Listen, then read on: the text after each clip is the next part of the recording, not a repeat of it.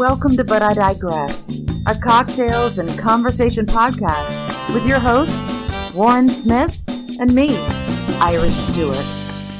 Come on in, honey. Hello and welcome to another, a very Christmassy edition, I suppose, of But I Digress, with myself, Warren, and of course, Irish. How are you today? Are you feeling Christmassy Irish? Oh, I'm just jingling all my bells over here, Warren. Thank you for asking.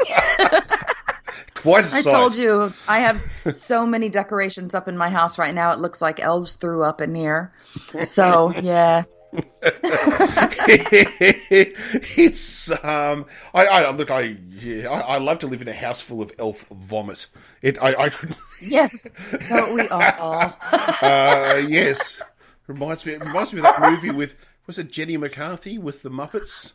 Don't they throw up glitter or something? With the Muppets, the murder mystery with the Muppets. Well, the Muppets have been murdered. You know what? I didn't see that one. No, I didn't see that one.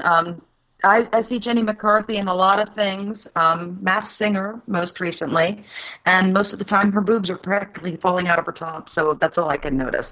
If anybody is throwing up glitter, I haven't noticed. Anyway, and I'm not saying I'm complaining or I'm like excited about it. I'm just saying it's an observation. But anyway, so it is. But I digress. But look, it is of course cocktails and conversation, and it's a couple of days before Christmas as we're recording this. Although when you're listening to this, it might actually be Christmas or even after Christmas. It could be 2022, actually, for all we know, you know. But for us, it's actually tomorrow. Well, Christmas Eve we're is actually tomorrow. on the same. Yes. Yeah. Well, for me, that's Christmas. Sorry. Yeah. Christmas Day. Yes. Yeah. Well, actually, we were talking about that off air, about the differences because, well, first of all, there are two different Christmases because you've got, if you want to say Western Christmas, so the Protestant and the Catholic Christmas, and then you've got Orthodox Christian Christmas, which I think is the January the 7th, or I don't know. Orthodox people, I'm terribly sorry if I got the date wrong. But of course, Christmas is on a different day. It's actually in 2022. It's not actually in... That's true, but I think you forgot one really important Christmas, which is the secular Christmas, which is what my family practices. Well, that's pretty much... Yeah, I know. That's what I do as well. So I did actually say to someone the other day, you know, I'm a proud atheist that celebrates Christmas. Well, yeah, because I don't think at this point that you have to be a Christian to actually celebrate Christmas. Because to be honest with you, there is not a thing that our family celebrates about Christmas that has anything to do with the actual birth of Jesus Christ in any way. We don't even put any kind of like religious stuff out. It's all secular things, bells and snowflakes and things like that. And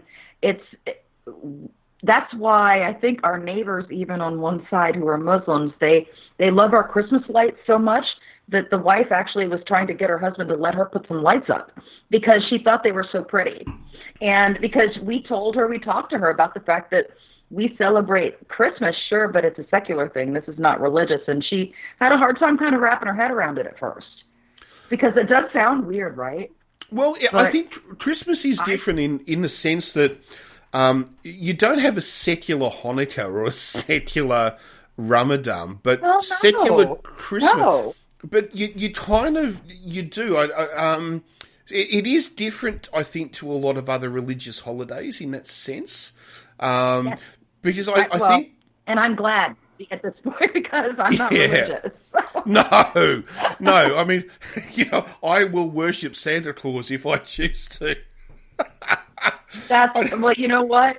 Oh my gosh, you haven't seen the collection of Santas my mother has, and it's later on. Like if we are buried in a pyroclastic flow tomorrow, when archaeologists dig this place up, they're going to be pretty sure she worships Santa. And let me tell you something, they wouldn't be wrong. Okay? They're not wrong. We have too many icons in this house to not have somebody think that we worship Santa Claus. But yeah, I have all kinds of Santas. The Santa cult. Hey, nothing wrong with being a member of the Santa cult. I think that's what they would say. I mean, we've talked about this. Archaeologists always believe no matter what kind of imagery they find in some sort of site somewhere, whatever they dig up, obviously the people were worshiping it. Well, why can't you just have a nice little tchotchke? Yes. I mean, sorry. Yes. I have tchotchkes in my house. That doesn't mean I worship them. Well, so that's my take on that. There's the argument about the Saxon invasion of England. There are a lot of people who now. Warren, God! I told you I haven't created your history rant with Warren Jingle yet. All right. Well, I'll be really sorry, everyone. I'll be really quick. There are a lot of people who actually don't believe it was actually an invasion at all. It was actually just a slow migration. Because kind of what I think it was too. Yeah, because here's the evidence. It's like you were saying. It's like you dig up a house that's full of Santas. Clearly, they worship Santa. It's a bit like if you were to freeze time now, like let's say bury the earth right now and then dig it up, and you'd find let's say in Britain, and you'd find all of these Volkswagen and BMW cars. You would say, "Oh, Germany must have won the Second World War." It's like, no, history is not that simple. Nothing is black and white or works in a vacuum. So yeah, right. that was just my. Oh, and I just like to. Yeah, I just realized that I said something kind of dumb though, and I want to head off anybody saying anything about it. I realized that yes, if we had been covered by a pyroclastic flow, there wouldn't be anything left to dig up. I get it. Okay, so. Well, yeah, okay, yeah, fair enough. Well, maybe it was ash. It was Okay, ash. so It was ash. Like Pompeii. we would have cavities that they could pour some plaster into, just like at Pompeii. But that wasn't my point, and you know it. So maybe don't say anything. Because I just had to cut it off at the pass. If you I was want embarrassed to, enough. I mean, look, if you want to hear really stupid, I don't want to go political. I don't want to go political on this podcast, but I'll just say this one thing, which I thought made me laugh so much. Right. And this was that. I'm sorry. On my Instagram, you know how you get suggestions, or and stuff, right? Now, my Instagram is zero political. There is nothing political on my Instagram at all. And so I get both left and right, which comes across. Now, one of the things that came across with a suggestion was Trump for Life fans.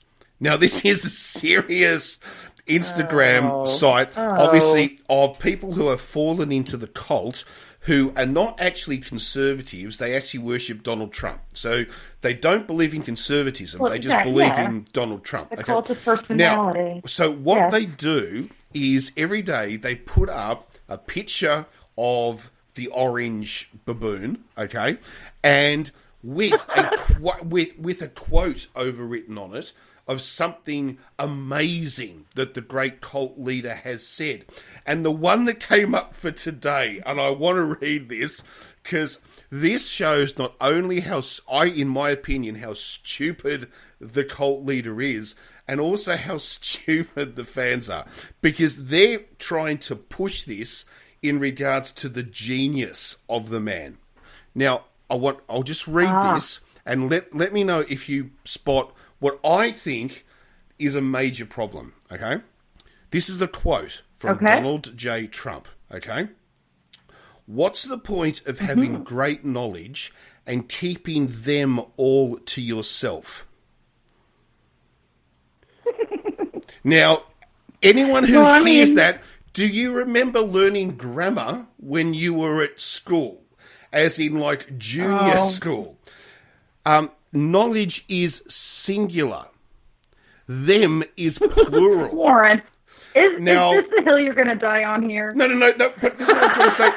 This man believes he's a genius. They believe he's a genius. They're using this quote to prove he's a genius. He's talking about how much knowledge he's got. It's so incredible he has to share it, but he doesn't even know how to speak English. I just thought that's fucking hilarious, you know what? To sum up I the think Trump the cult. thing about it, do you know? Yeah, but I think the thing about it, and a lot of times I think these days, there's quite a few people that like the people who are leading them for some reason to not make them feel bad about themselves by them talking all, learned. So it's a little bit like, I feel like I get that. Yeah, think about in America, at least for a long time, I think at least going back, that I can remember, at least going back to George W. Bush, people starting to bash the, quote, intellectual elite, talking about how they liked W because they felt like they could have a beer with him. Well, you know what? I don't want to have a beer with my president. I want him to be him or her, to be smarter than me, or them. And again, excuse me. I don't want to feel like they're on my level because they're leading an entire fucking country. And it's not that I don't think I'm intelligent. I know I have a high IQ, not that that matters that much, but I feel like at least in some subjects I have a high IQ and that matters there. But I really feel like the people who are running our country should be smarter than me. And so I don't understand the concept of wanting somebody you want to have a beer with and can really hang out because they don't make you feel bad about yourself when they use them big words. And to be honest with you, I came from a place where a lot of people talk like that. And a lot of my family has talked like that. My grandmother worked really hard to, pull her family out of the Tennessee holler where she came from. And in a lot of respects, she did that. And then I see parts of my family that just kind of embrace that, and I don't necessarily get it. Not that I'm knocking people for not being educated. But, see, there's people that I know that have master's degrees that still talk like that because that's actually the environment they're in, and it works for them there. So I don't know. I have kind of an issue. Yeah, it's very interesting. No, it's very interesting that. I mean, I suppose my attitude is, well, not in regards to a president, but in regards to a prime minister. If you're going to pay them $500,000 a year to run the country, I kind of expect them to be somewhat better than I am. Because otherwise, why are they doing that job, So I don't really want them to be me. I want them to be better than me. Better. So exactly. It's a really interesting thing that people like this idea of average Joe. And mind you, how the fuck Donald Trump is able to convince them that he's average Joe, I still don't get. But I don't. Well, it's pathetic. Yeah. I know. But there's a whole bigger, deeper issue going on here. And honestly, not to get too political, as you said, but you did bring this stuff up, and you know me. I know. I just thought it was a funny quote. No, it is, but we have had a systematic thing in our country where for a long time, one side of our political groupings have been trying to really dumb down the average citizens in the country. They've been reducing the amount they spend in public education. They've been working really hard to just reduce education overall and try to get the entire country to somehow think, again, with the intellectual elites, comments and things like that, that being smart is a problem. They're attacking professors in our in our universities for being too liberal, because they don't even understand that there's an entire fucking degree called a goddamn liberal arts education because it means something. They just and they feel threatened by people who are intelligent because they've been led to believe that being intelligent is some kind of a problem and that it somehow is an insult to them. personally. And I'll tell you something. I've known people who've never gone to college and maybe didn't even finish high school. To be honest, I don't know for sure, but I know they didn't go to college. But they're some of the smartest people that I've met because they have some fucking common sense. And that's part of the problem in America now, is that we've had a systematic effort to diminish our public education, not only in, regular just subjects, but especially in things like civics and social studies and things like that get us to understand other people and how our government works. That's been by design. So it's worked. And look what it's led to here.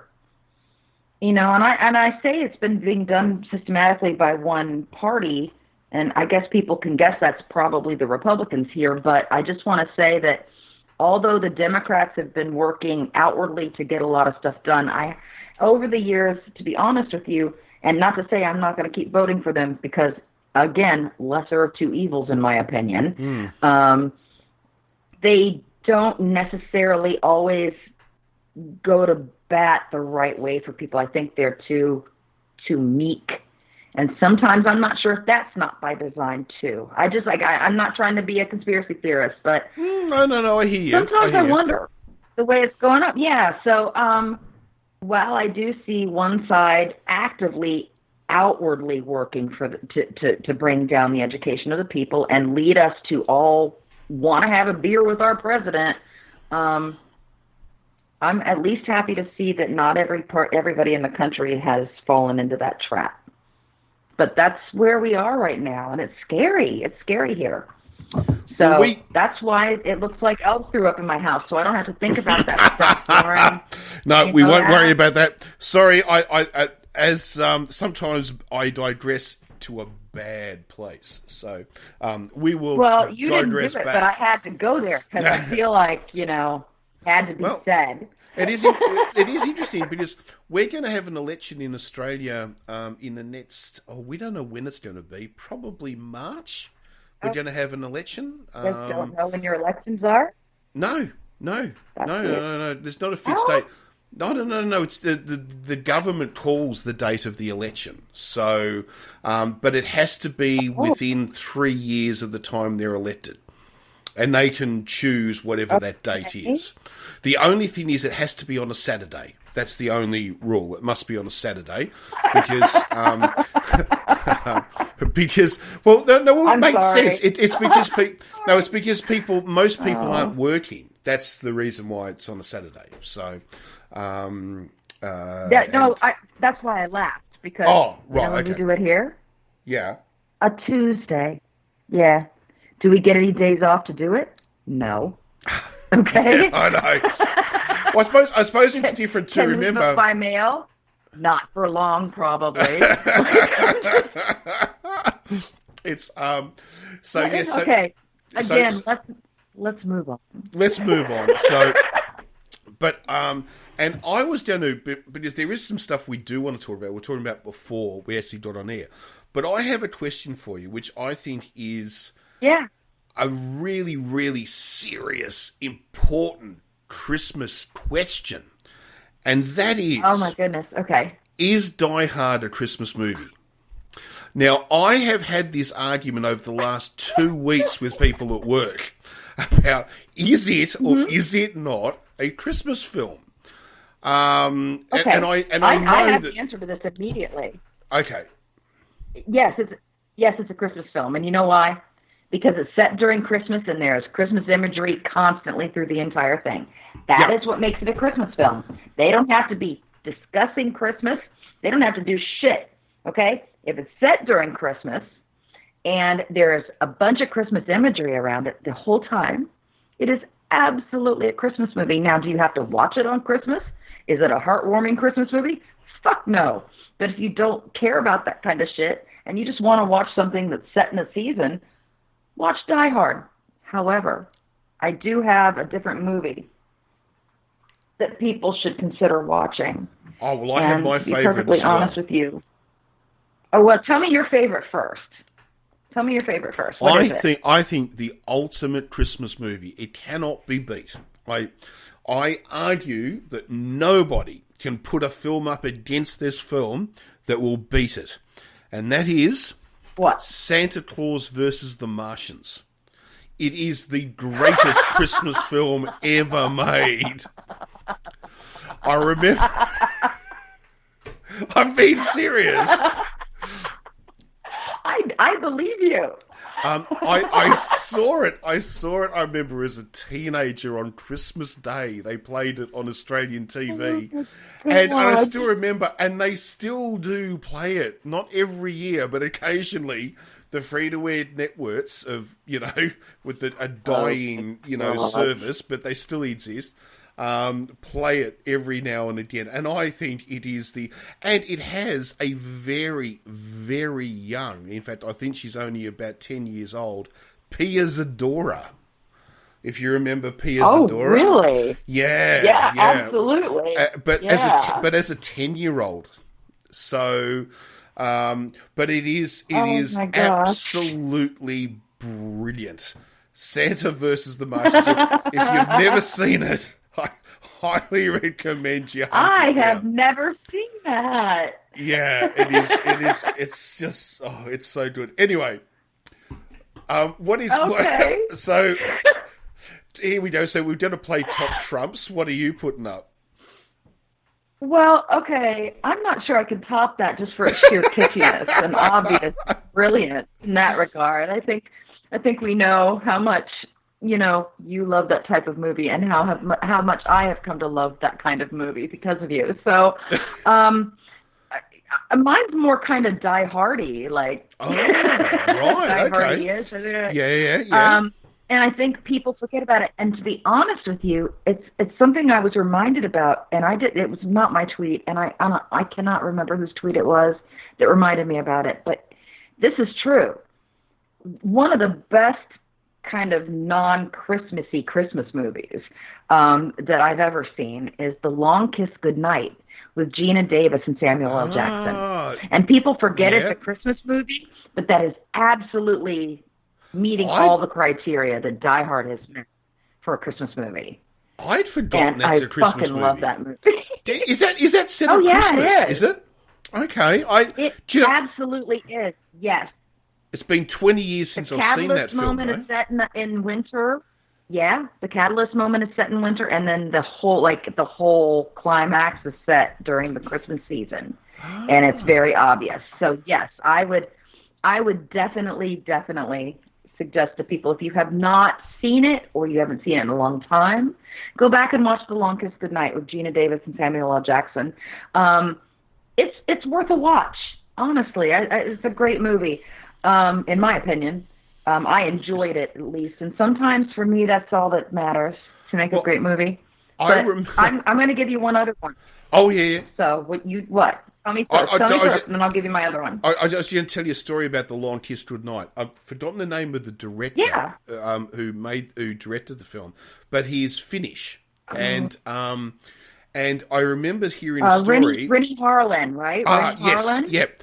And I remember hearing a story when they were filming in the snow, and everybody is rugged up in 3 layers of wool and down and, fur collars and all the rest of it, and he's there in a T-shirt. Yeah. And it's like, what do you mean? It is not cold. What are you, Well, and he literally there in a T-shirt, and they're rugged up in all the, I know. Anyway. Yeah. But I digress. That doesn't surprise me necessarily, because when I lived in Minneapolis, and I'm going to digress now, because when I lived in Minneapolis, it didn't matter when the winter was over. As soon as the temperature would hit maybe 50 to 55 degrees, like all my mom and dad's friends, and then they were out at the parks wearing shorts and bathing suits, and they're out there playing frisbee because it was to them it was warm. Okay, but today in Orlando, and I'm saying 50 to 55 degrees Fahrenheit, folks. Okay, so sorry about Celsius. I don't know that conversion. I'm American. I don't know what 55 is, but yeah. Temperature. It's chilly here in Florida at 55. Okay, it's for us. It's chilly, and people are wearing sweaters and jackets. But up north here, people are wearing T-shirts and shorts, and they're ready to run around like crazy people because it's warm to them. So I understand that could happen. He was from somewhere cold. Yeah. So the other, by the way, too, in The Long Kiss Goodnight, I don't know if people remember, too, Brian Cox, who is the lead on Succession. Yeah. And I think he was in Reds and Reds 2. I think he was in that, too, and I'd forgotten about that. Okay. So that was kind of neat. Yeah. So good film, Long Kiss Goodnight. Very good film, mate. As I said, it's something I haven't seen for a while. And you made me now think, I should watch that again. It actually has been more than 20 years. I don't think I've watched it actually since it originally came out. That's how long. Well, that was in '96. So yeah, that's been quite a while. So yeah, no, quite a long time. So anyway, yes. You have another one. Do you have a favorite animated Christmas film or all? Or a show, like a TV show or anything? The problem is I'm one of these people that never embraced anime. Whether it be... Yeah, I know. Not anime. No. Oh, okay, sorry. Well, animation is different to anime. Yes, I know it's not the same thing.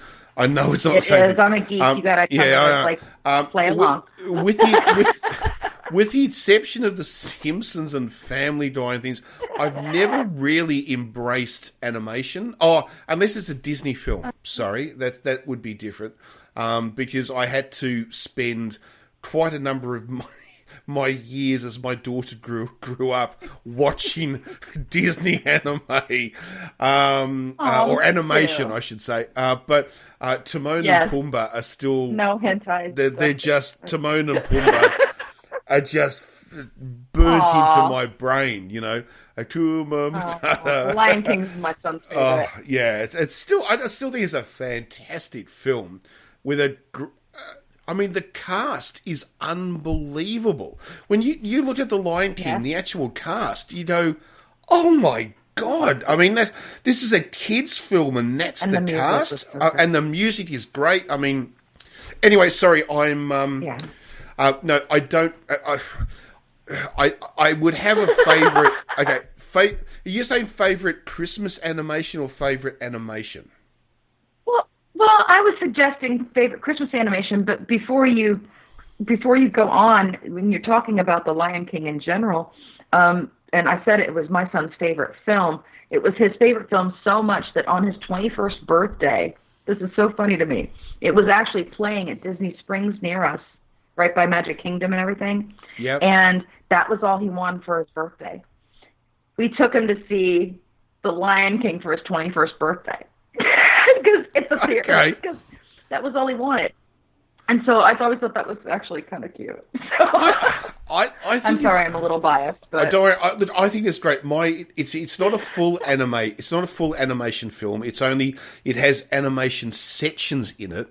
But my daughter and I have one of our favourite films is called Knobs and Broomsticks, which is a Walt Disney film. Oh, I remember that. From the 1960s, I think, with Angela Lansbury, right? Yes, that's right. And some fantastic musical numbers, and I love the way she brings all the suits of armour to life to defend Britain against the Nazis, and it's absolutely a wonderful film, but there's some animation sections in it, and one of it is when they go to the island of animals and they play a soccer match against the animals. And my daughter and I, to this day, if you show us that scene of the football match, we will be rolling around, holding our stomachs on the floor laughing. Today, I think the two of us just have to, we just have to look at each other and mention that scene and we start to laugh. It's, that's so yeah. But it's not a full animation film. It's a mixture of, so. Okay. Yes, yeah. So you didn't grow up then watching the claymation films of Rudolph the Red-Nosed Reindeer? Yes, that? but I wouldn't have classified those as animation. Sorry, I didn't classify those as animation. Claymation. Yeah, no, sorry. Yeah, not necessarily drawn animation, but claymation is still a type of animation to me, at least. So I think it technically is. I can't think of claymation without this. Can I digress for a second? Is that all right? I think that's the whole point, right? Okay. There is an Australian comedian called Sean McAuliffe, and you need to look him up and watch his stuff. He's one of the funniest Australian comedians that has ever lived. And he used to have a show called The McAuliffe Show on the ABC, which is the government channel, one of the two government channels. Yeah. And he used to break into a claymation segment, but just randomly in the show. And he had this little thing, and I still remember it was the very final episode of the final season, and this little clay thing, right, walked onto set and was sort of went, and he says, "Oh shit, I'm made of Semtex." And then he blew up.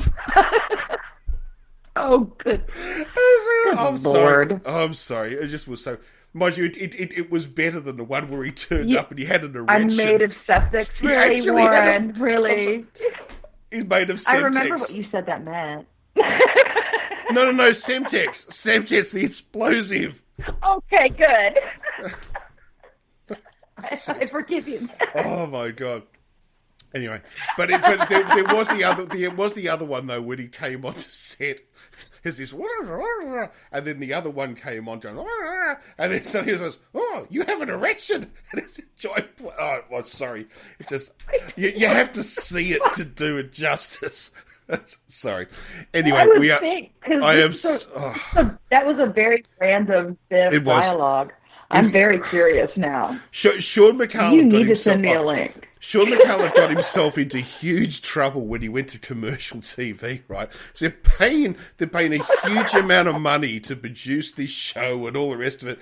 And he had a guest on who was an actor or whatever, and he's there and he's going, now, I can't even remember who the actor was, but welcome, whatever, right?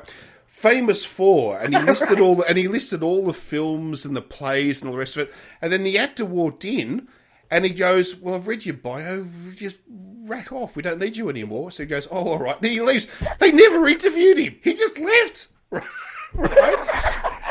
And the head of the studio goes, "Why am I paying this man this much money?" Oh, Sean McAuliffe. He's you've never seen his work. You've got to look him up. He is so funny. No, I said anyway, you better send me a link. Yeah, okay. Oh, my goodness. Anyway, so look, Pengu was probably the claymation that I remember the most from Iceland. Pengu, the penguin. No, love. I don't know anything about that. We don't have that here. Okay. No. It was Pengu. No, not at all. Wallace and Gromit is probably my absolute favourite of claymation. Really? We've had that here, yeah. Yeah. But I do remember Rudolph the Red-Nosed Reindeer. Christmas ways. Okay. Rudolph the Red-Nosed Reindeer. Jesus. Okay. Let's take 20 minutes to actually answer the question, Warren. Yes, I remember Rudolph the Red-Nosed Reindeer in claymation. I'll shut up now and you can talk. That question. Sorry. I forgot to ask you that. There are people listening going, there are people listening, looking at their watches going, "Warren, answer the fucking question." Warren, nobody's listening to us. I know. They did last week. Last show, I don't know what happened. Suddenly all these people started listening. I don't know what happened. What? Really? Yeah. Well, thanks. So I thought that was weird. People actually were listening. Okay, well then. If anyway. people are listening, then let me talk about something besides. I think they liked the fact that it was what it was. But anyway, yes. Yes. So, I have no idea what it was. Anyway, we were moving down the fact of your second favourite Christmas movie. Well, no. I mean, please do not think that The Long Kiss Goodnight is my favorite Christmas movie, but it's probably my favorite Christmas movie in the die-hardish genre. Kind of, not really kind of action and killing and murder, but also Christmas. Killing and murder and Christmas. And Christmas. Woo, America. Actually, I love the Rudolph the Red-Nosed Reindeer show. I mean, honestly, that one was great. But when it comes to like the animated style of a movie for Christmas, really the one that got me, and I didn't see it until way later. It was a claymation creation called The Life and Adventures of Santa Claus, and it's from 1985. So it's like only like less than an hour long. Yeah. And it was less than an hour long, and it actually had, instead of the typical like North Pole kind of elves making toys and kind of things, it actually had fairies and the types of elves that you'd see in like a Tolkien book, things like that. Okay, yeah. And the story was quite different, and I actually really, really enjoyed it, because at the time when I saw it, it was probably about a year or two after my son was born, and it was just kind of a different thing to present him with when it came to the story of Santa Claus and stuff. And, you know, my family, we're kind of weird. And we like, you know, we're kind of into the fairies and unicorns and rainbows and sunshine and ice cream and also really dark kind of creepy stuff. Like we like to go to cemeteries and take pictures on our vacations. We love the fairies and the rainbows and the unicorns and the vampire slasher killers. That's exactly it. I didn't want to say it, but you know it's true. I mean, and when it comes to the fantasy stuff, we take the dark side. Like we consider ourselves more on the Sith side kind of sometimes, and we're all Slytherins, and you know how it is, okay? Yeah. So, yeah, we're weirdos. So, to be honest with you, if you're looking for something that's kind of an alternative story to the Santa thing, Santa Claus is still in it, but it's presented in like a completely different way. And it goes along more with the idea of Father Christmas as opposed to Santa Claus. Okay? Mm-hmm. So, you know, the difference, in our minds here. I know the difference, yeah. Yeah, so like the long cloak versus the red suit, you know. The red suit here, that was created by Coca-Cola. Yep, you know? That's right. Yeah, I know. I love that imagery. I think it's beautiful. And let me just say to people out there right now, Santa Claus isn't real. He's not a real person, and I don't care who initially created the idea. He is a spirit idea of something, and he can be whatever fucking color you want him to be.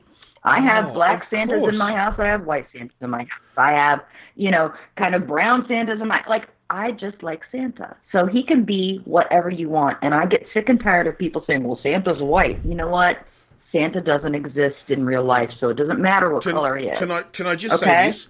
If Coca-Cola had been a Japanese company, Santa would be Japanese. There's no right or wrong in regards to, like, yeah, you're 100% right. And also, well, and we know Coca-Cola created an entire soda for the Nazis. So let's just that's Fanta. That's Fanta. You're thinking. I know. I know. I said it. Sorry. Yeah. Sorry, my bad. Yep. So that's what I meant by that. So, you know. Let's remember that when people are supporting the idea that Santa can only be this white guy with blue eyes and dimples, those are the same people telling you Jesus had blonde hair and blue eyes too. Okay? That's it. Neither of them exist, but we have to make them in our own image. I rewatched during lockdown Superstore, you know, the series Superstore. I have not watched that. I have seen clips. Definitely worth watching. It's a very funny show. But but there is a great lot because the manager of the store, not always, but most of the time, he's meant to be a very devout Christian, to the extent that he's joined a church where, you know, his salary just pumps into this church, you know.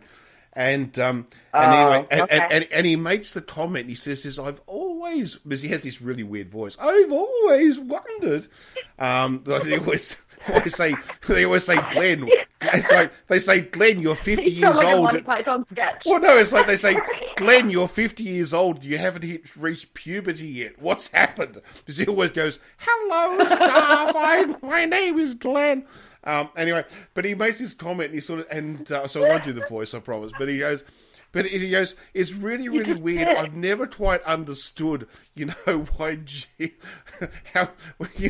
why Jesus. I'm paraphrasing, but it's like how Jesus was white with blonde hair and blue eyes in the Middle East.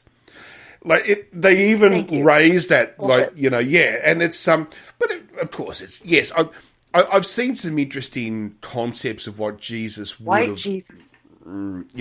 Well, it's Well, it's white Jesus. Come on. It's white European Jesus.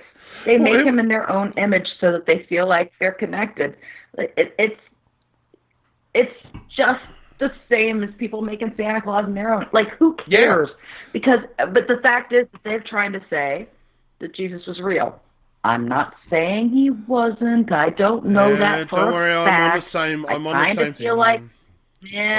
I kind of feel like maybe even if he was sort of real, he might have been a compilation character the same way that, it was in The Patriot. But honestly, nobody cares. Okay? Yeah. Nobody cares. Look, my attitude is very, very simple. It's like, I don't personally believe Jesus was a real person. I don't think he actually existed. But I do think he is a composite. I don't mean to offend anybody by that. No, I know, but I do think he is a composite of other real people. Like, I think there were real people. I think he's a composite character. Yeah, that's exactly right. The reason I say that, go ahead. I'm sorry. Oh, no. But I was just say, but this idea of, and I know it all comes from the Renaissance, where Jesus kind of had to look like the people of the societies, as you were saying, and the stuff like that. But that's all. But that's fine if you want to look at 14th century art. But don't get onto Fox News now and make the statements. I think one entertainer on Fox News once said, I think about 10 years ago, Santa is white. It's like, no. Well, that's my point. Yeah, it's yeah. No. Oh, that was Kelly. That was someone Kelly. What was her name? Megyn Kelly. Megyn Kelly, I think it was. Megyn Kelly. Yeah, she has some issues too. But, I mean, let's be honest. All the stuff people say on Fox News is really to gin up the white population in our country, at least. Did you hear? You guys have... Oh, sorry. No, go on. I cut you off. No, go ahead. No, I was just going to say, did you hear the other day that they actually said that the Christmas tree was a representation of Hanukkah? You have to wonder. That was on Fox News, on Fox and Friends, apparently. They actually said they were. No, it was the girl or the woman who was on there. Insert generic blonde girl here. Basically, it's we have literally. I don't know. We have the two males that sit on either side. I don't mean to be rude by that. No, but you're right. They all look the same. They all talk the same. They all dress the same. They all spew the same garbage. You know what? I get tired of talking about politics when I want to ask you some questions, Warren. We don't. I don't even know how we got onto that, to be honest. That was digression. You're digressing. I'm digressing the wrong way. The reason we changed the name of the show. I know. So let me say to you, I have questions for you. Yes. I have questions for you because we talked about Christmas. Yes. And I had this conversation with my kid just the other day. We were talking about the fact that in Australia, because we were talking about Christmas dinner, what we're going to have for dinner. Right, okay. And then we were talking about, he said something about having seafood. Right. And there was some pushback on that. And I think you know from whom. But we will say, that's what I don't know to say. Why not? Yeah. Okay. Yeah, there was some pushback. Okay. Right. The reason is because where you come from, you've told me that at Christmas it's warm there because it's summer there. We're on different sides of the hemisphere from each other. So you guys eat seafood because it's summertime. Well, so, we don't. That's not. Oh, okay. No. Finish first, and then I'll. True. Okay. Yeah. No. I thought that's what you had said, but we don't do that. So we started my son and I were just talking about the differences between how you guys not only celebrate, but the imagery that's actually used in your Christmases, the way you guys present Christmas in society there versus how we present Christmas in society here. Because I'll be honest with you, I live in Florida in the United States. It is warm. It is so warm here that we wear shorts and flip-flops most of the time at Christmas. Now, right now this week, and we're feeling very lucky, we've had some temperatures that have ranged between, say, 50 degrees Fahrenheit and maybe 75 degrees Fahrenheit. So this is like really peak, beautiful time for us here. Again, I apologize to those of you who use Celsius. I don't know how to translate that because I'm an American. I apologize for it. Well, hang on. We'll find out. We'll find out because use the metric system. Well, yeah, because you're using Roman Catholic and we use Protestant. So hang on, give me a second. Fuck you. No, that's the joke. You're old World War New World. So I know. I only joke because my grandpa. Hang on. So what temperature? What temperature did you say? 50 degrees Fahrenheit. 50 to about 75 degrees Fahrenheit, probably. I think. Okay, well, let's have a look. I think that's what I said. Oh, okay. That's Jesus. We didn't talk about what I was drinking. Jesus fucking Christ! That's cold. That's 10 degrees. That's freezing. 10 degrees Celsius. Okay, so here in Florida, to us, is that the 50? The 50 Fahrenheit? 50 Fahrenheit is 10 degrees Celsius. That is 10 degrees. That's 10 degrees above freezing. No. That's really cold. Wait, are you sure it's 50? Are you sure 32 degrees Fahrenheit is freezing. 32 degrees Fahrenheit is freezing.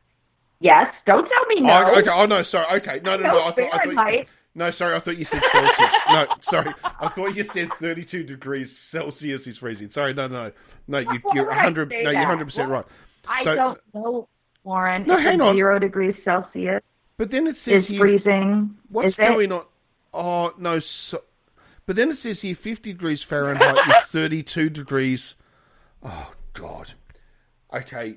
Jesus, Steve Jobs. These Apple phones are shit. Are you using? Hang on. Good Warren, God. Nobody needs to hear this part of our conversation. Anyway, it's 50 degrees Fahrenheit. Please continue. So, Warren, let me tell you, I don't have to wear a jacket at 50 degrees Fahrenheit, okay? But I might wear a light sweater, light sweater, all right? Oh, I'm sorry. Excuse me. I'm sorry. A light jumper, okay? I'm trying to remember how you guys speak. I don't. We say jumper, but we know what a sweater is, so it's okay. That's okay. Yeah, I know that. You guys say, or at least I don't know. Do you know? You guys say biscuit as well, and we say cookie. Do you say biscuit? What you call a cookie, we call a biscuit. I literally don't know this. Yeah, no. What you call a biscuit, we don't have such a thing. So it's but you have biscuits and gravy. We have no such equivalent meal to that. It just doesn't exist. Biscuits and gravy. It just doesn't exist here. You've just told me what my life goal is going to be now. I'm going to move to Australia. And I'm going to open a restaurant selling American Southern food. You guys could have biscuits and gravy and fried green tomatoes and all kinds of amazing stuff that you guys don't have there. Can I just say this in all honesty? I don't actually know why that's not happened. I can't think, and I know there might be somebody listening, but I doubt it, but there might be. who will say, I have the money to do it right now. there'll be someone who actually says, I own a Southern American, restaurant in Melbourne or Sydney or whatever. But, I don't think, I'll put it to you this way. I've never heard of one. I've never seen one. Now, there are a lot of the New York deli type cafes. They exist. But Southern American food? No, doesn't exist. Just does not exist. Are you serious? Shrimp and grits? No? No, none of this food exists. It just doesn't exist. If Christ, what's going on out there? If you said to an Australian...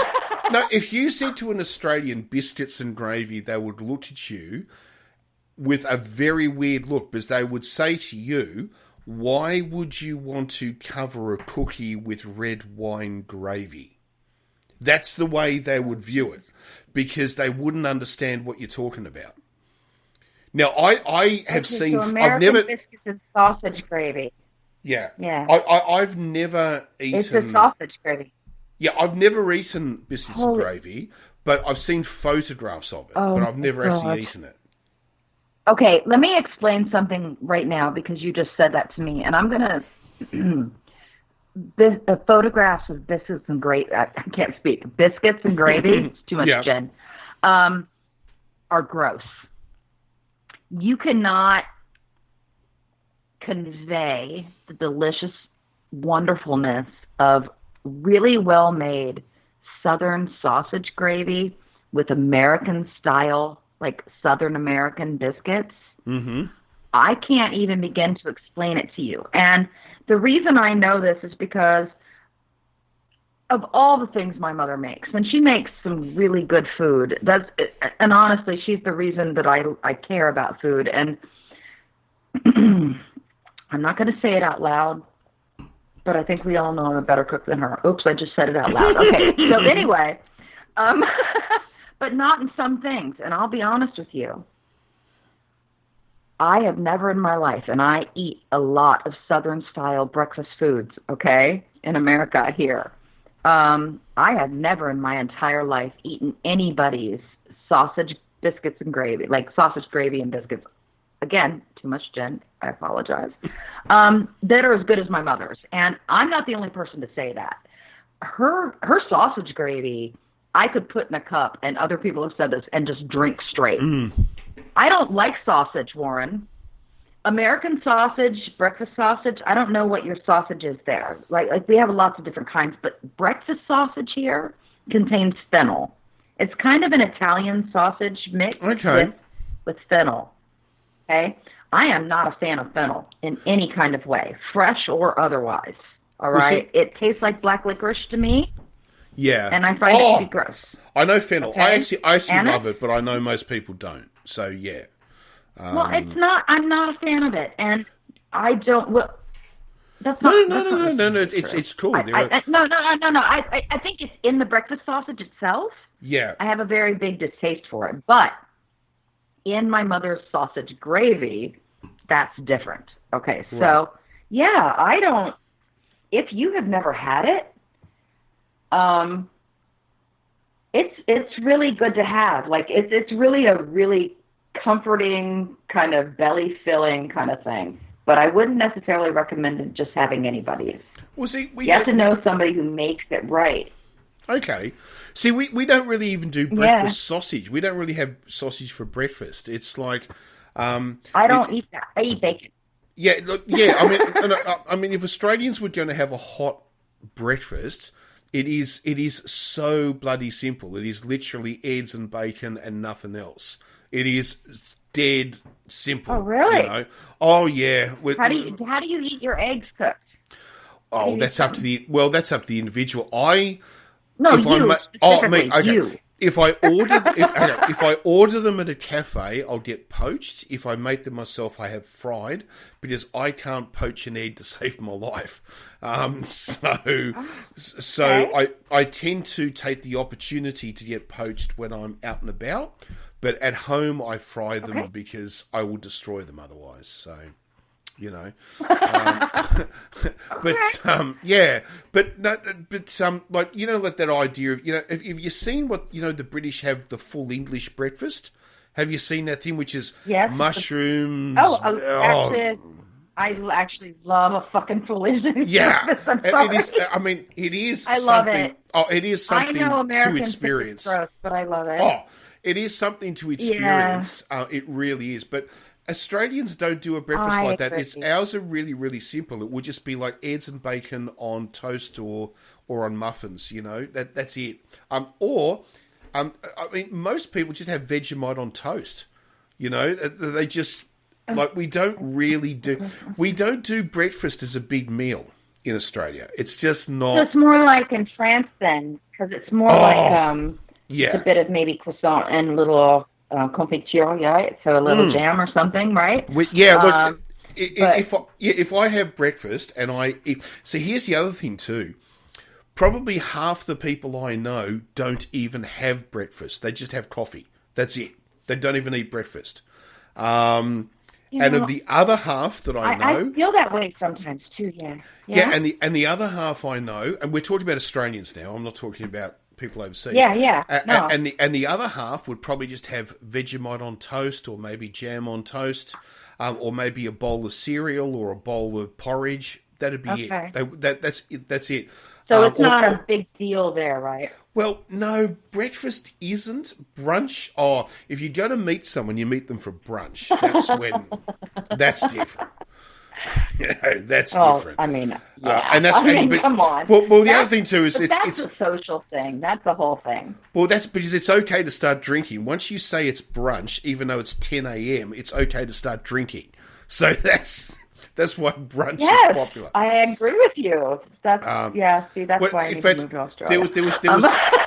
There was a cafe that I used to go to a lot. I don't know if it exists anymore. It was in Fitzroy in Melbourne, and it was called Brunch. That's what it was called, the name of it. And there was only one type of food it served all day, and it was breakfast. You could only order breakfast. But it was open until like about 4 in the morning. Brunch. So I know it was just the name they chose, right? But you could go there. You could go there at 1 in the morning or 4 in the afternoon, and all you could order was breakfast. But you could order it with booze. So I'd go there and that's different. And I'd have mashed avocado with Vegemite on toast with poached eggs and a glass of red wine. Ha ha ha ha! Now that's living. I am a big fan of brunch. Like, I'm a big fan of brunch because I like to drink. Don't we all? I do like to. Well, I like to.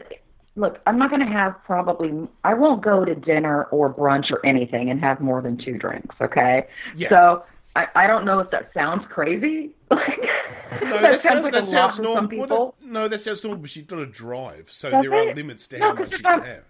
I don't have to drive. I usually make other people drive, even my own car, if I'm going to go to brunch. Okay, that would be easier. Let's be honest. That would be easier. That would make life a lot easier. I do let my mother drive a lot when we're out. Yes, that would be better. I really love a Benedict, an eggs Benedict of some sort.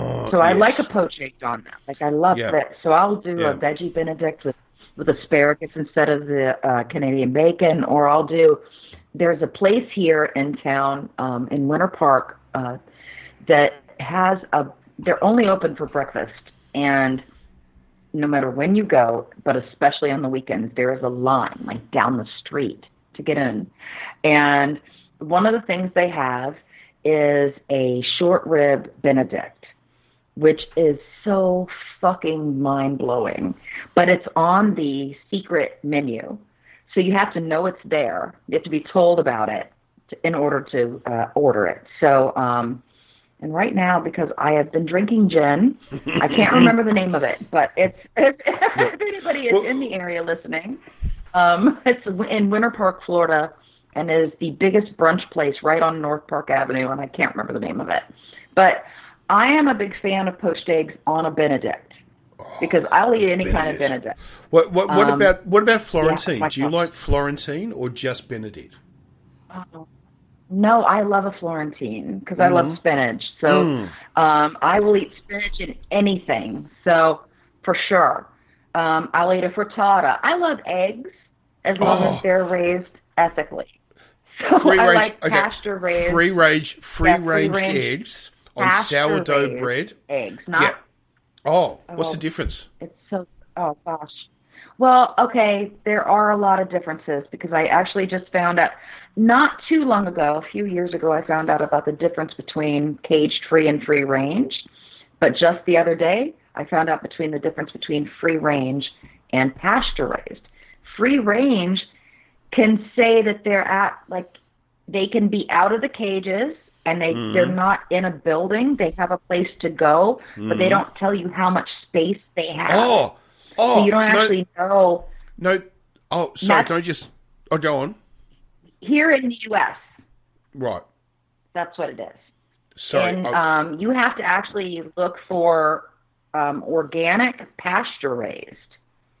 And that's... We have to find pasture-raised cows here and pasture-raised eggs in order to get stuff that you know is being ethically treated.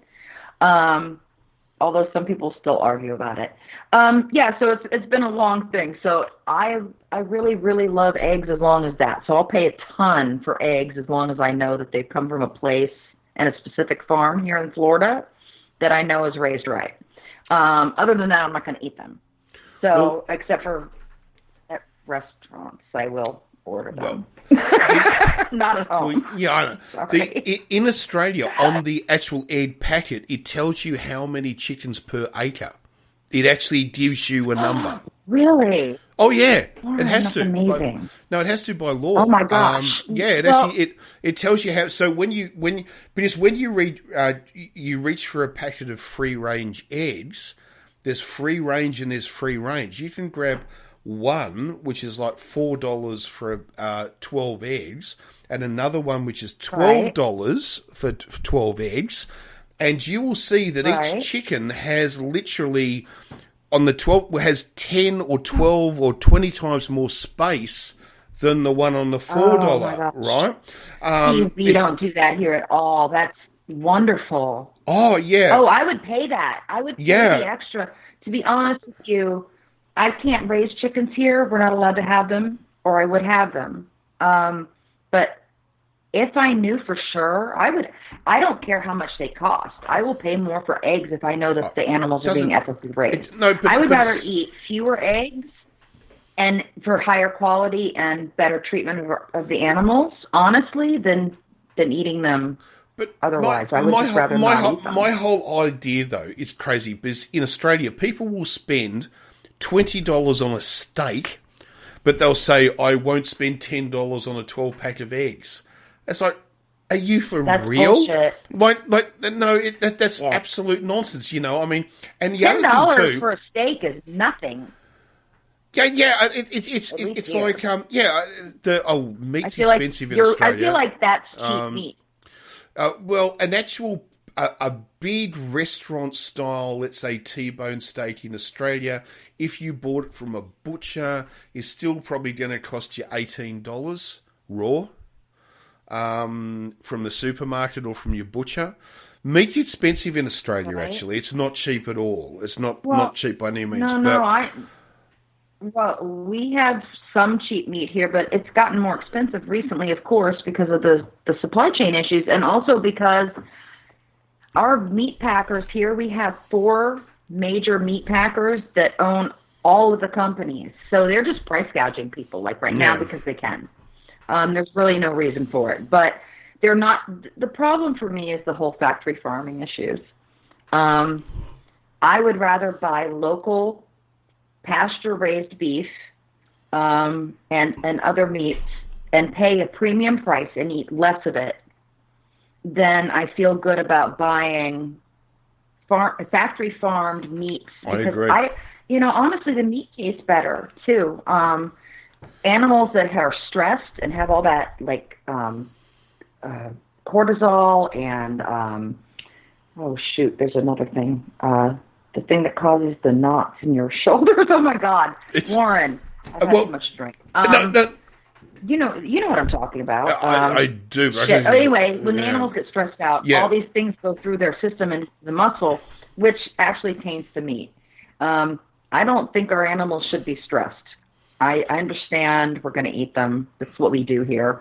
But let's pay more and buy locally and make sure that the animals that we are actually consuming are treated ethically as they're being raised, that they're butchered ethically. I know that's no. You're right. Let them live a healthy life. And also that we're not paying tons of money to have them shipped across country or from other countries to feed us in times when maybe things aren't necessary, and mostly vegetables. I'm thinking about this in season, but buy locally. The food for you is better there. It's better for the animals. I'm going to stop ranting about it now, but that's really a thing for me. Look, but it's also true. It's a little bit like if it's winter. Well, I'll take an Australian example. If it's winter,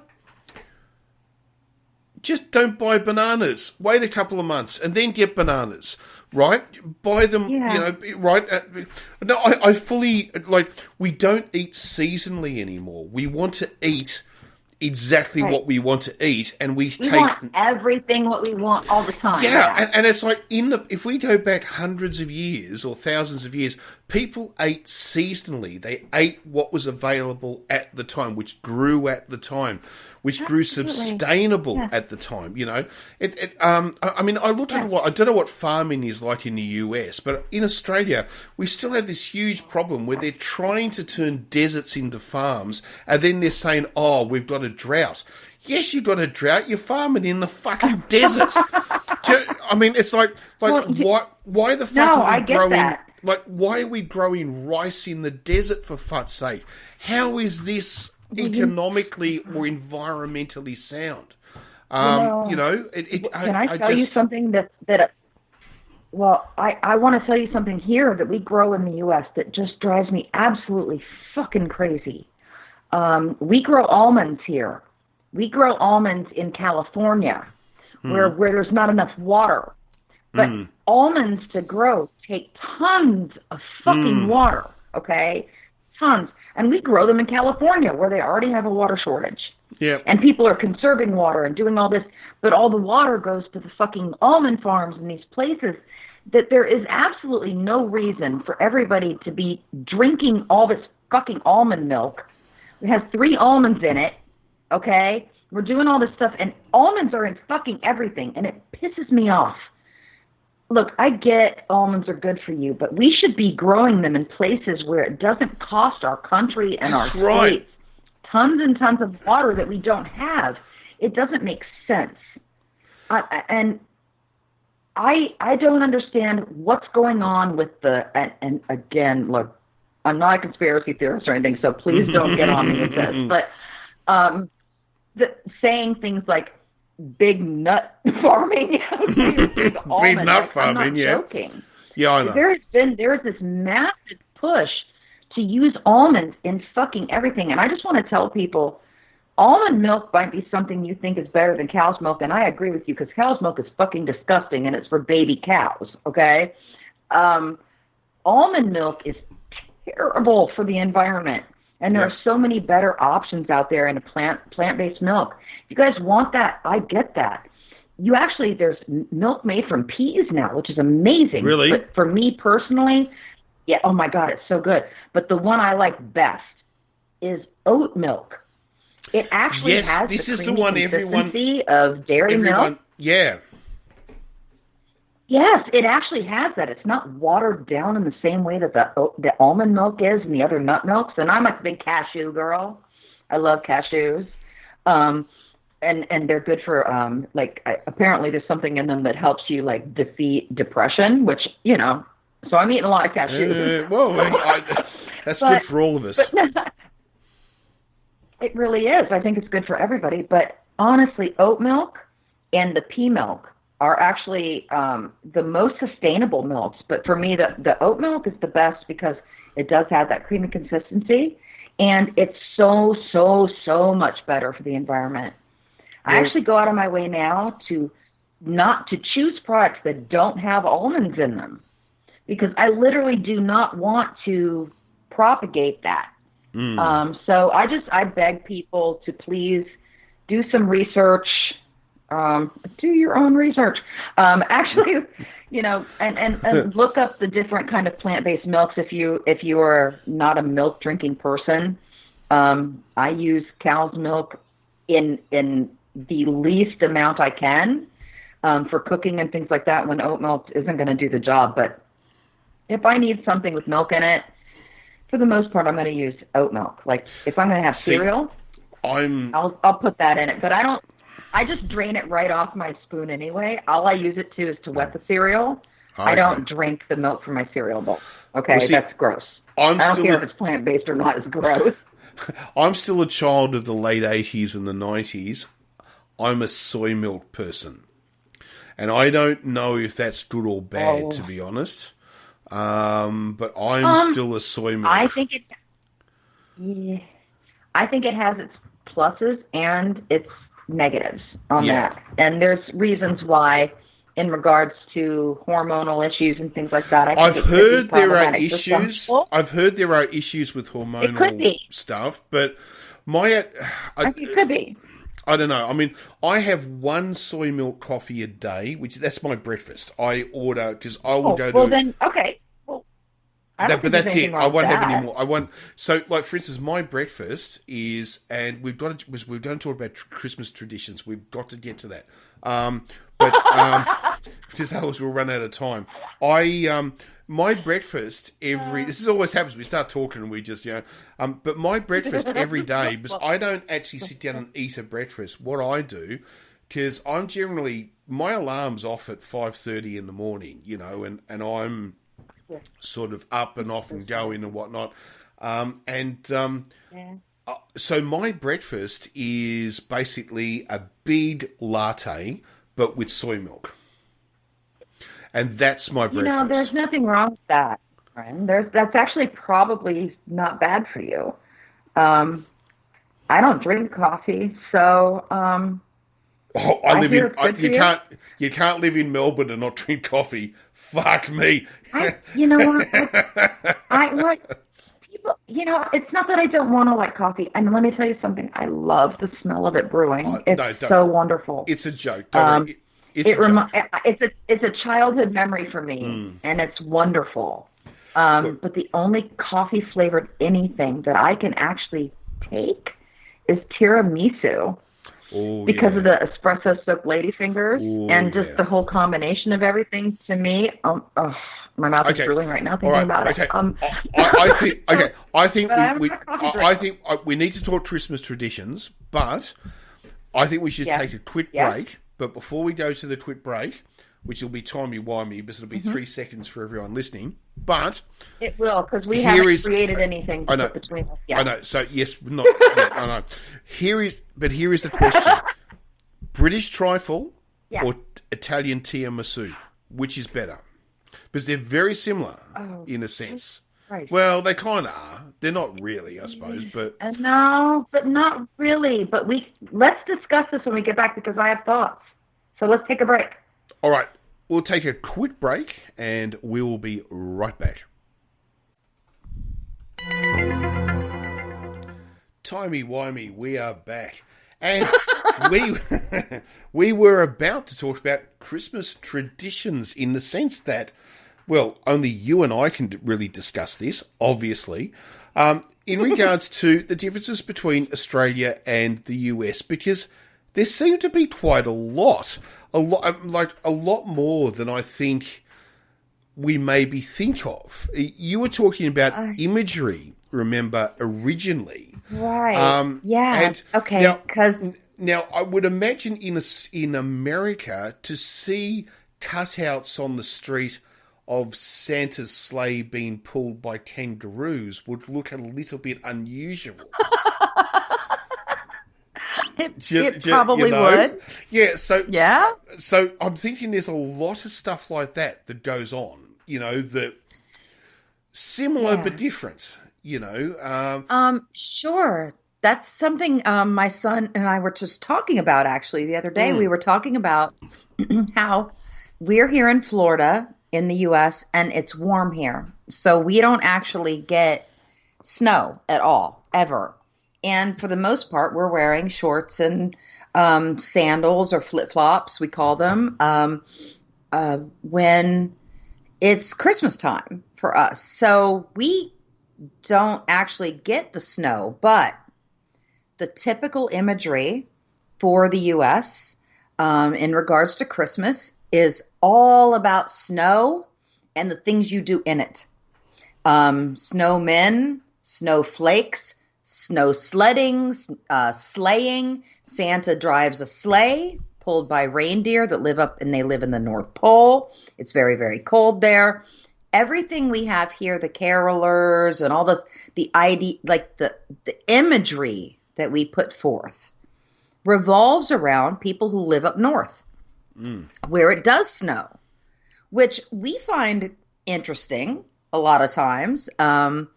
Living here in Florida, tons and tons of stuff in our house, and the things that we put on our lawn that are lit and things like that, they depict snow imagery. And we talked about the fact that my son and I talked about the fact that you guys don't have that there because Christmas literally takes place during the summer. Yeah. So you guys are like beaching it up and eating lobster and stuff like that. And we're eating wintry style foods, and we have a very, very British style Christmas dinner with prime rib and Yorkshire pudding and things like that. Like, we have a very traditional British style Christmas dinner. I'm very curious. What your imagery there is different. You've told me you guys usually eat seafood, which makes sense. So I'm wondering what, besides the kangaroos and the sleigh, what else? Well, there's a couple of things. First of all, one, the Christmas tree is identical, but if you get a fresh tree, there's two ways. One, you can go and buy an actual tree that was grown, or you can buy the pre-cut, which are actually pine branches that look like trees because they're about 2 meters tall. Oh. Okay. Now, you can buy either. Now, if you buy the branch style, which when you put it in a pot in the living room, it looks like a normal pine tree. Okay. Because the pine tree it was cut from was, 20 meters tall, right? So it looks like a tree by itself. But what you've got to do is you've got to spray it with an entire can of insect repellent or killer, because you've got to make sure you get rid of all the spiders and the shit that's been living in it. Jesus Christ, Warren! Right? So you've got to do that. Now, if you get a live tree which has been cut down, you've got to shake the living... There could be a koala in it. No, there have been people in northern Queensland who have got a shock when there was a snake in their fucking tree. So you've got to shake the living fuck out of them before you bring them into the house. Now, as long as you follow those rules, it's all fine. There's no problems. But you've got to do that. In other words, a live tree, you've got to shake the fuck out of it and then spray it. If it's a branch tree, you only have to spray it. Okay, there's not going to be anything else in it, right? So you've got to do that. So that's number one. If you've got a live tree, don't you have any fake trees there? Oh yeah. And then the rest of the population buy a have plastic fake, fucking tree. Have fake trees, which actually environmentally are actually better because they'll last 20 years. So they're actually environmentally more friendly. I get it. We have a fake one right now. Yeah, it wasn't my idea, but yes, we have one. Okay. Yes. So we have that. Now, as far as Christmas Day versus Christmas Eve, this really depends on your heritage as an Australian. There's some people do Christmas Eve and some people do Christmas Day. But but Australia as a nation does Christmas Day. I think that's the same as America. But so if you do Christmas Eve, you tend to do Christmas Day as well. So what we used to do, because we did, my family, Christmas Eve, what we would do is Christmas Day would still be done, but you'd eat the leftovers on Christmas Day, right? From Okay. Presents. Presents vary a little bit. So Santa's presents arrive on Christmas Eve. Family presents arrive on Christmas morning. But in some families who are more British, it's Christmas morning for everything. All right? So it depends a little bit on your origins, whether you're... Because if you were born in Vietnam, you've got a very different interpretation to if you were... You know what I mean? So... It sort of varies. Right. All right. So we used to do the split. We would have half and half. So Santa's presents would arrive on Christmas Eve. Family presents arrive on Christmas morning. I've got some funny stories about my brother-in-law who is a fireman, right? He's actually a fiery, right? And he used to be Santa every single year. He'd arrive on the roof. And I can still remember one year, because we had a street party, big family get-together for 30 years, right? And my sister would invite everyone on the street, would all come along, and it was all a family. It meant that she never had to entertain for 12 months. You know, it was done in one night. And they had a swimming pool, so all the kids could go swimming and all the rest of it. So it was that perfect Australian Christmas, because you swim at Christmas, right? And or at least if you're an Australian, you do. And anyway, or in Florida in America, sure. Okay, yes, and I can still remember there was one year where my daughter, she broke into hysterics because she's sitting by the window and she goes, Look. And these two bicycles started to be came down in front of the windows from the roof. They were coming down on ropes because he was up there with another one of his fire officer mates. And they were doing it because Santa had brought the bikes and they were... Oh, God. It was... Oh, my God. You can't say my sister doesn't do it in style, you know. So, well, then, tell me though, what do you guys eat on Christmas Eve? What day do you have your big meal? Then you said you eat leftovers on Christmas Day. No. Right? That's my family. The majority of Australians would have their big meal on Christmas Day, not Christmas Eve. Okay. All right? Okay. I don't know what it is. Maybe let's say 25% Christmas Eve, 75% Christmas Day. I'm making those numbers up, but it's probably a bit like that. All right? Well, I don't disagree with that because in my family, even though we're here in the U.S.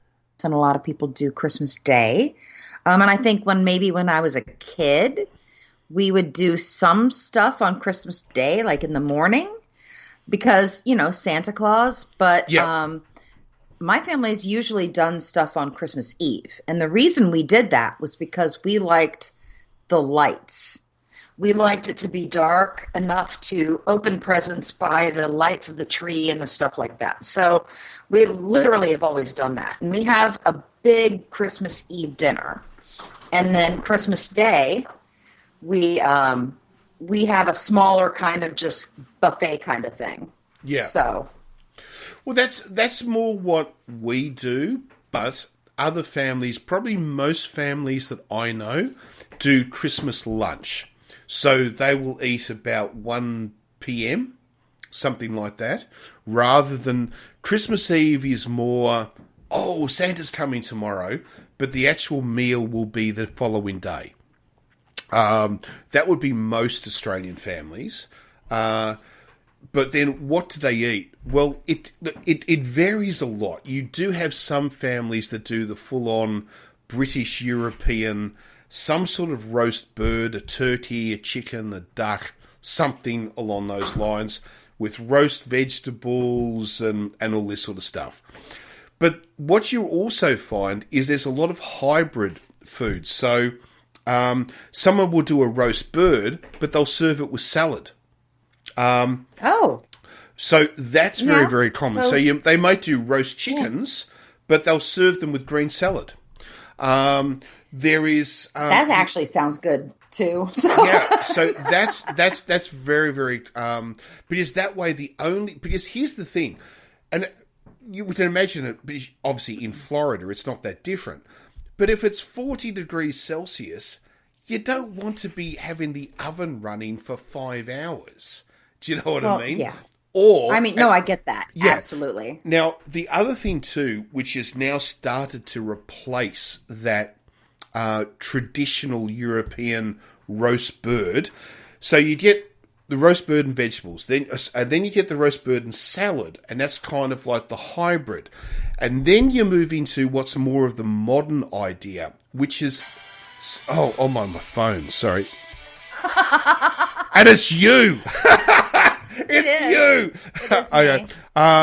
Now, the... sorry about that. Now, the other one is the seafood and the barbecue. So what happens is that people do a barbecue, so it's just anything, and that is anything that can be cooked on a barbecue. There's no well, right that's or summer. wrong. That's summer here as well. Yeah. And the other one is the seafood feast, which is like the grilled snapper and or something with salad. But the other thing that every family has, regardless, is prawns. Everybody eats prawns at Christmas. That is a given. Yep, that is just a given. It doesn't matter. Even if you're doing a roast chicken and vegetables, you'll still have a first course of prawns. Prawns are just a given. You have to have prawns. That's lovely, actually. I love seafood so much, I can eat it.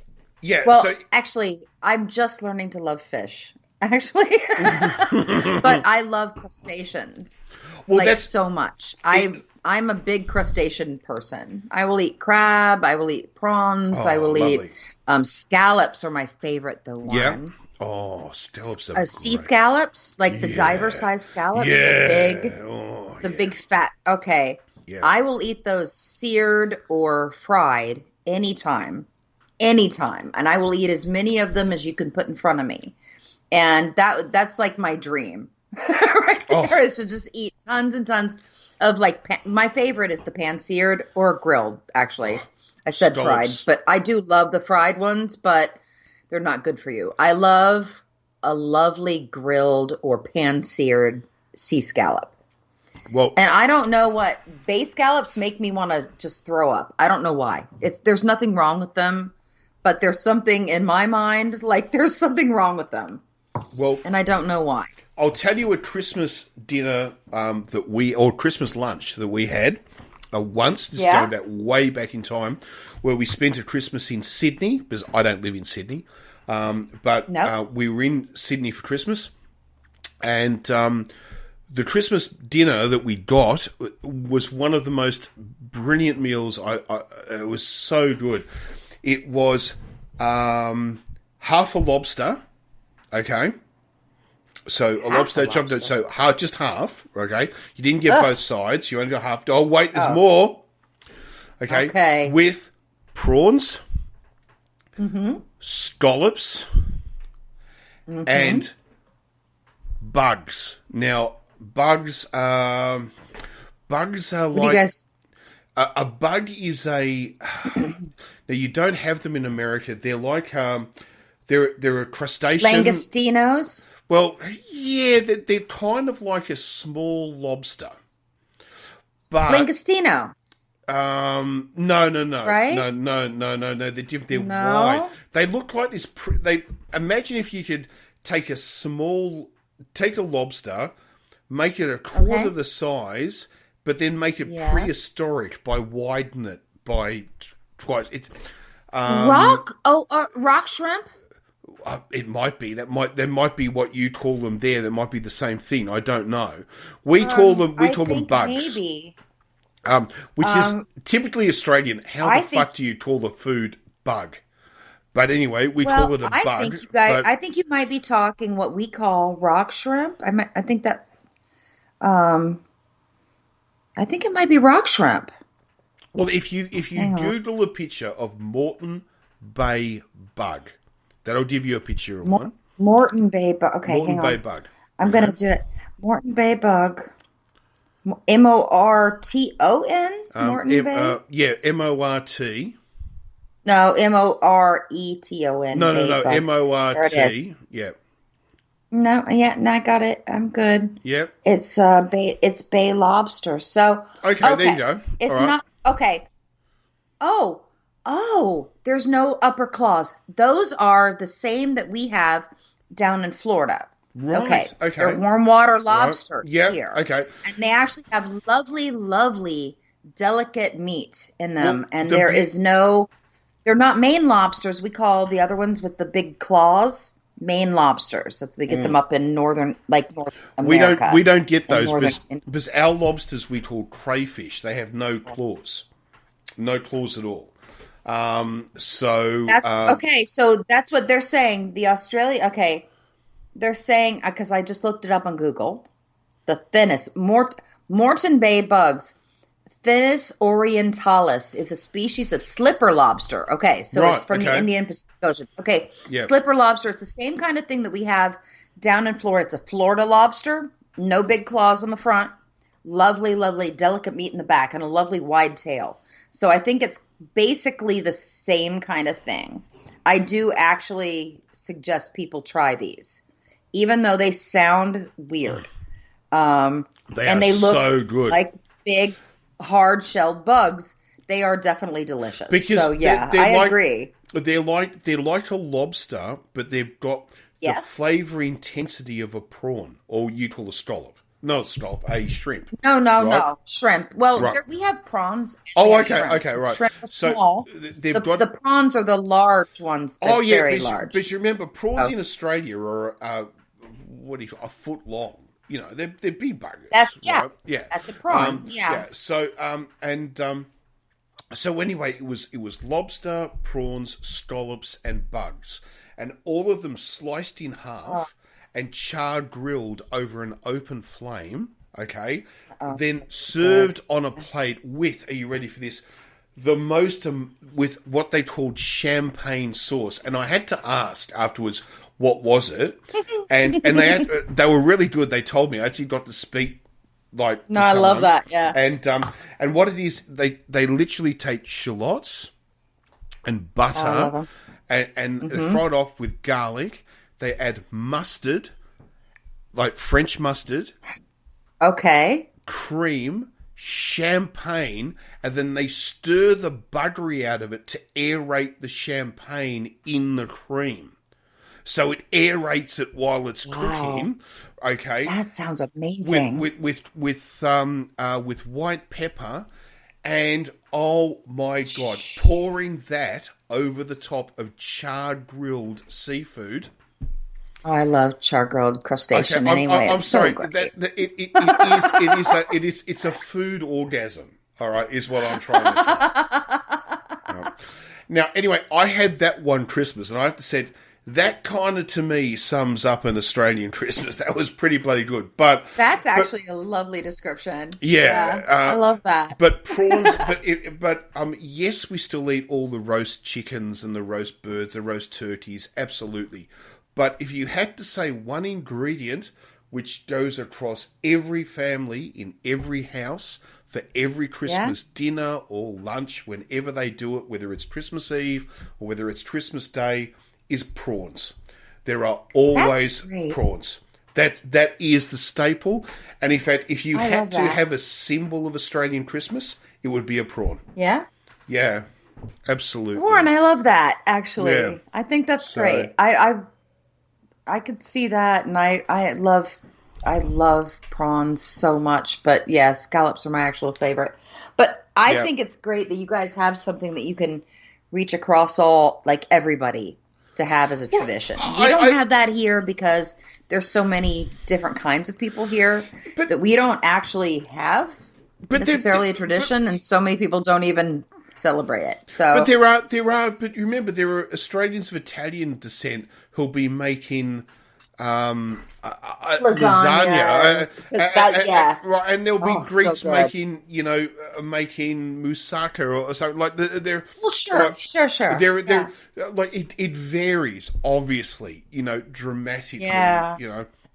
And I think that's kind of the coolness of having a society where you have a lot of different kinds of people. You get to try a lot of different kinds of things, and I love that. I like that idea. I remember watching a food documentary once, and it was of an Australian who had spent a number of years travelling the world and writing about food.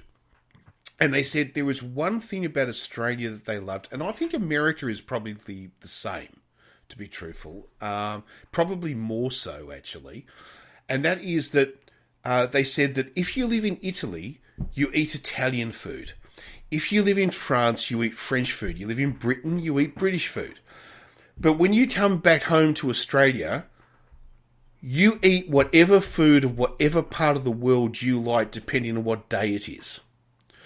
Like, there is such a variety of the way people cook. And even the bastardization of food. You go and have a traditional French meal or a British meal in an Australian restaurant. Wow. It's not what the British or the French would eat. It's become an Australian version of that.